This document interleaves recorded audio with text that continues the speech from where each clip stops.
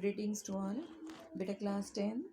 We have started Chapter 2 of Civics Federalism. We have discussed about key features of federalism, then the two routes of making federation or forming federation, that is holding together and coming together. Then we have discussed what makes India a federal country, means the about union list, state list, concurrent list, residuary subjects, about union territories, about some special status to some states, Indian states. So let's start. How is federalism practiced? Let's start. Constitutional provisions are necessary for the success of federalism, but these are not sufficient. If the federal experiment has succeeded in India, it is not merely because of the clearly laid out constitutional provisions. The real success of federalism in India can be attributed to the nature of democratic politics in our country. This ensured that the spirit of federalism, respect for diversity, and desire for living together became shared ideals in our country. Let us look at some of the major ways in which this happened. So, federalism, uh, when we started the chapter from the beginning, we are discussing about diversity of our country, that we have diverse population, but even then the people of different areas, different regions, religions, languages, they live together, and there is a bond among all the Indians. So some of the principles of federalism we are going to discuss about Indian Federation. See, linguistic states.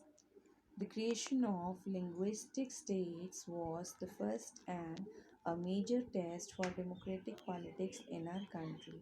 If you look at the political map of India, when it began its journey as a democracy in 1947 and that of 2019, you will be surprised by the extent of the changes. Many old states have vanished and many new states have been created.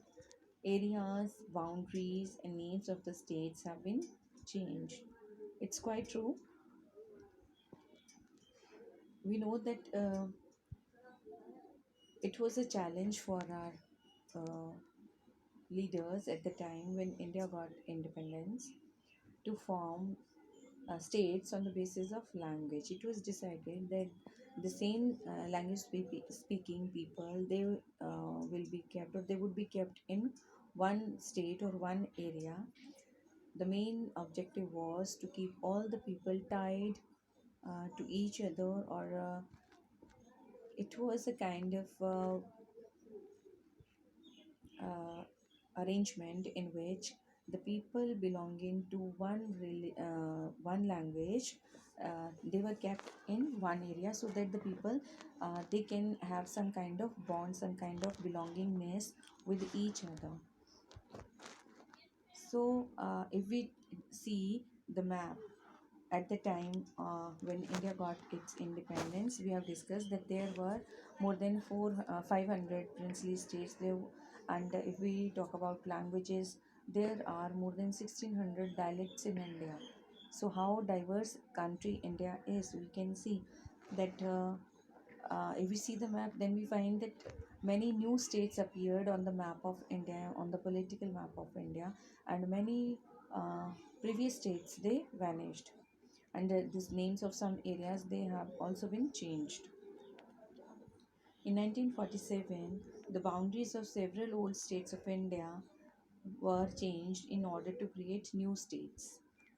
This was done to ensure that people who speak the same language lived in the same state. Some states were created not on the basis of language, but to recognize differences based on culture, ethnicity, or geography. These in so see, some states have been created on the basis of language, we have discussed, but some of the states, they were not based on the language only, means they were created, means like on the basis of culture, that the people who follow the same culture, they were kept in one area. The people who belong to one geographical area, like maybe mountainous area, they were kept in one group. Like these include states like Nagaland, Uttarakhand, and Jharkhand.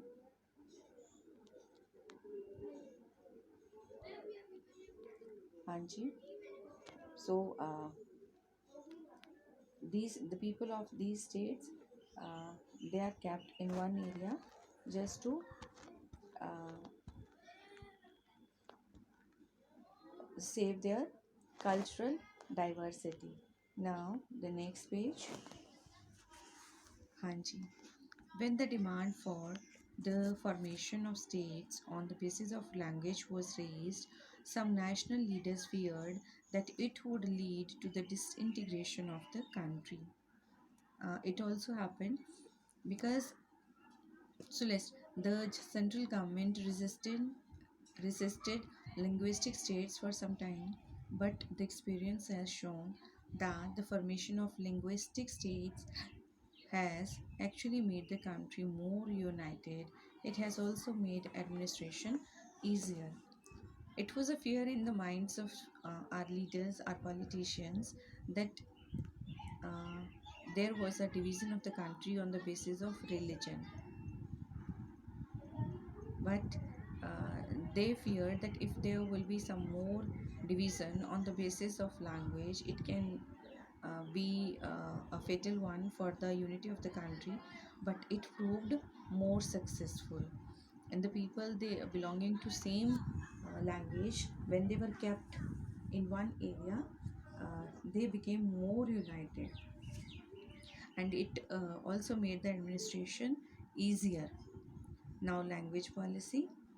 A second test for Indian Federation is the language policy. Our constitution did not give the status of national language to any one language. Hindi was identified as the official language. Please underline the line, fourth line of the para. Hindi was identified as the official language, means no state language. Indian constitution has not given any language the status of national language.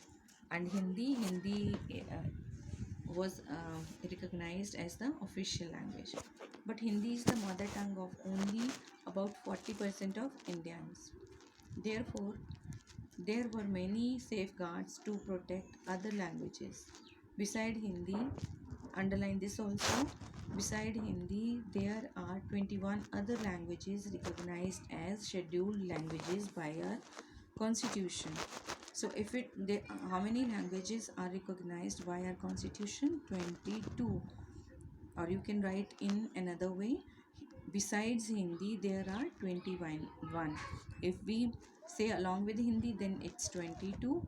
Beside Hindi, then besides Hindi, then there are 21 other languages. These languages are recognized as scheduled languages, means there is a list of these languages which are recognized by our constitution. Languages by the constitution. A candidate in an examination conducted for the central government positions may opt to take the examination in any of these languages. So these scheduled languages belonging to different states, the people from different states can appear in the examination and can opt the language of their area in their examination. States too have their own official language.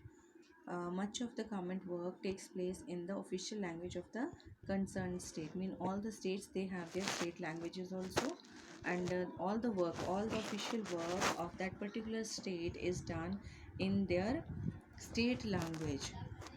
So about language policy, I think this is clear to everyone. And if you have any question or query, you can discuss with me tomorrow in the class. Have a nice day. Hanji beta, I think clear to everyone. Any query, any question? So In language policy, I think there is no question. There should not be any question, but even then, if you find it difficult, you can discuss with me tomorrow in the class. Okay, so very here, from here you are to write down two questions: language policy, then formation of linguistic states. So we will write two questions from here: one, linguistic states, and the second, language policy. So in now see, this is language policy we have discussed. Then we have last para, hanchi. Okay, so rest of the work we will discuss tomorrow. Have a nice day.